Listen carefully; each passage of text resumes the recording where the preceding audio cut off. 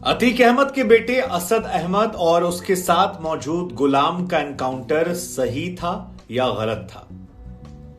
वो एनकाउंटर क्या इसलिए हुआ क्योंकि वो मुसलमान था, या वो एनकाउंटर इसलिए हुआ क्योंकि उसने वर्दी में मौजूद लोगों को गोलियों से भूना, बिना डरे भूना, और एक अधिवक्ता को भूना जो कानूनी गवाह था? पुलिस के इकबाल को चुनौती दिया इसलिए मारा गया, या मुसलमान था इसलिए मारा गया? सोशल मीडिया पर यही चर्चा जो है ये चल रही है। लेकिन इन चर्चाओं के बीच में एक तरफ असद को लेकर सवाल है तो दूसरी तरफ एक और परिवार है, और ये परिवार है गुलाम का। ये जिस वीडियो में महिला को आप देख रहे हैं, दरअसल ये महिला जो है उसी गुलाम की मां है। बुजुर्ग हो चुकी हैं, उनके साथ उनका बेटा है, और अब इस परिवार ने कह दिया है कि हम गुलाम का शव लेने के लिए नहीं जाएंगे। आपको बता दें कि फिलहाल झांसी में ही पोस्टमार्टम हो रहा है और वहां से देर रात ये शव जो हैं ये प्रयागराज आएंगे। लेकिन गुलाम और उसकी बूढ़ी मां ने स्पष्ट शब्दों में कह दिया है कि हम गुलाम का शव नहीं लेने जाएंगे, हम उसका अंतिम संस्कार नहीं करेंगे, और यहां तक कि हम उसकी शक्ल भी देखने नहीं जाएंगे। इसके पीछे उन्होंने तर्क दिया कि जो कुछ उसने किया था उसके बाद वो इसी का हकदार है, और जिसका वो हकदार है उसे मिल गया। हम चाहते हैं। गुलाम के भाई राहिल का यह कहना है कि अगर कोई व्यक्ति इस तरह काम करता है, सरेआम जाकर लोगों को गोलियों से भूनता है, तो फिर ऐसे इंसान का हम समर्थन कैसे कर सकते हैं? भले ही वो हमारा भाई था, मां कहती है भले ही वो मेरा बेटा था, लेकिन उस बेटे को जाकर मैंने समझाया था।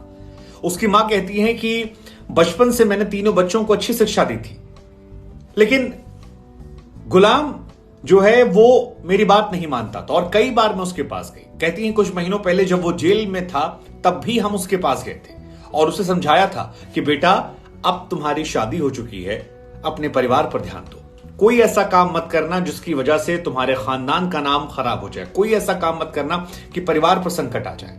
और उसने ऐसा काम किया कि पूरा परिवार हमारा बिखर गया। गुलाम की मां लड़खड़ाते हुए गले से कहती हैं कि मेरे बेटे की वजह से हमारा परिवार बिखर गया है, हमें घर से निकाल दिया गया, हमारे घर पर बुलडोजर आ गया है, मेरे बेटों को नौकरी से निकाल दिया गया है, समाज में लोग हम पर सवाल खड़े कर रहे हैं। उसका क्या है, वो तो खामोश हो गया है, अपनी आंखों को मूंद कर दुनिया से जा चुका है। हम, मेरे बेटे और उसकी औलादें अब जीवन भर इस बात का दंश झेलेंगे कि हमारी औलाद या इनका भाई या इनका बेटा इस तरह की प्रवृत्ति का था। और इसीलिए समाज में एक संदेश देने के लिए हमने यह फैसला किया है कि हम इसके शव को नहीं उठाएंगे और लोग ये समझें कि बुरे काम का बुरा नतीजा हो। उधर एनकाउंटर के सवाल पर भी इनकी मां और राहिल से सवाल पूछा गया, तो राहिल का यह कहना था कि एनकाउंटर जो हुआ उसके साथ वो सही हुआ। ये उनका कहना है, ये मैं नहीं कह रहा हूं, क्योंकि इस एनकाउंटर को लेकर अखिलेश यादव, डिंपल यादव, असदुद्दीन ओवैसी, महुआ मोइत्रा, मायावती, कई लोगों ने ऐसे आरोप लगाए हैं कि योगी सरकार ने यह एनकाउंटर इसलिए करवाया क्योंकि वो मुसलमान था, मुसलमान को मरवाने से वोट बैंक का फायदा होगा, ऐसा आरोप जो है वो लगाया जा रहा है। हालांकि दूसरे वर्ग, जो सरकार का वर्ग है, वो ये कहता है कि एनकाउंटर तो विकास दुबे का हुआ था, तब तो किसी ने नहीं कहा कि वो मुसलमान था। अभी परसों नरसों भी एनकाउंटर हुआ था, उसकी तो चर्चा भी मीडिया में नहीं हुई। लेकिन ये हिंदू मुसलमान का एंगल जो है वो दोनों तरफ से जारी है और अपने अपने तरह से सियासत को बढ़ाकर भुनाकर चला जा रहा है। एक दौर में कहा जाता था कि क्राइम और सियासत अलग होते, लेकिन आज सियासत में क्राइम और क्राइम में सियासत दोनों देखने को मिलती है। खैर, हम आप पर छोड़ देते हैं कि आप क्या कहते हैं, ये क्राइम जो है ये एनकाउंटर होना चाहिए था, नहीं होना चाहिए था, ये आप बता दीजिए। लेकिन इनके भाई को लगता है कि एनकाउंटर जो हुआ वो सही हुआ, और शव को लेकर वो कहते हैं कि क्योंकि परिवार बिखर गया, क्योंकि घर परिवार वालों पर इसका असर हुआ, नौकरी से निकाल दिया गया, हमें घरों से बाहर रहना पड़ रहा है, और ये सब कुछ तब है जब उसको हमने बार बार जाकर समझाया था। तो हम भी चाहते हैं कि उसके शव को लाकर अब हमें कुछ नहीं करना, क्योंकि वो मर गया है, हम उसके पास जाएंगे, वो हमें देखकर गले नहीं लगा पाएगा, सो उसके साथ ही उसकी स्मृतियों को भी हम छोड़ देते हैं। उधर अतीक के बेटे असद को लेकर कहा जा रहा है कि असद को आखिरी बार देखने के लिए अतीक अहमद लगातार पुलिस से गुजारिश कर रहा है, मिन्नतें कर रहा है, कोर्ट में भी जाकर अर्जी डाली थी, लेकिन अतीक अहमद को मिलने की इजाजत नहीं दी गई है। ये जानकारी निकल कर आई कि आखिरी बार भी अपने बेटे को सुपुर्दे खाक होने से पहले वो नहीं देख पाएगा। ये पुलिस प्रशासन की तरफ से अब तक आ रहा है। आखिरी लम्हे में अगर कोई दर्शन करवा दिए आते हैं तो एक अलग बात होती है।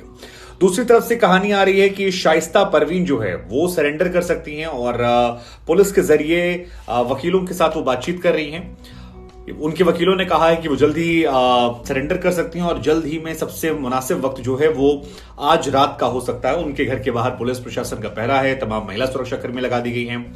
इसको लेकर भी कहानी यही निकल रही है कि अतीक की पत्नी को लोग जानते, पुलिस वाले जानते थे कहां पर, लेकिन उनकी प्रायोरिटी अलग थी, इसलिए उनकी पत्नी पर धावा नहीं बोला। और उनकी पत्नी भी जानती हैं कि अगर वो सरेंडर करती हैं तो पुलिस प्रशासन ने कम्युनिकेट कर दिया है कि मानवता की वजह से, क्योंकि वो उनकी मां है, आखिरी बार उनके बेटे का दर्शन करने देंगे और जो उसके जनाजे की प्रक्रिया उसमें शामिल होने देंगे। हालांकि खबर यह भी आ रही है कि जनाजे में भीड़ बहुत शामिल ना हो, क्योंकि आमतौर पर धर्म के एंगल के बाद एक बड़ी भीड़ निकल आती है, तो पुलिस उससे गुपचुप तरीके से उसके अंतिम संस्कार की प्रक्रिया को अंजाम दे सकती है।